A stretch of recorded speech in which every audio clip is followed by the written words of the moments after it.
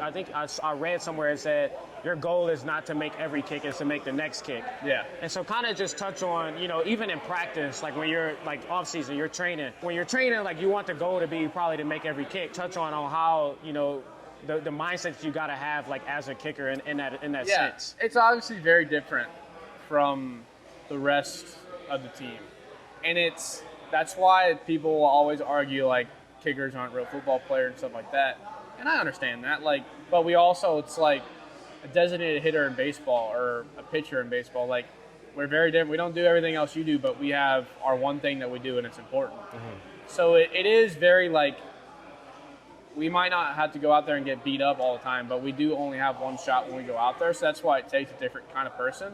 And that's why you'll see kickers, and sometimes they're weird cats. Sometimes they're like, just like they have their weird things they do and all that stuff. Because there's different personalities at kickers. I feel like there's kind of two ways. There's either the athletic kicker that just makes it work, or there's kind of this crazy technician that's super superstitious and like has all his thing he does. And sometimes they're balances of both, but I think that's what makes it a very like specialty position, that it's like you have to do it when it counts. It doesn't really matter how you are in practice. It doesn't matter how you are in warm-up. You can try and simulate it, but I know plenty of guys that honestly kick the ball farther than me, that their A-ball looks better than mine, stuff like that. But it matters what you go out there and do in the big moments in the game.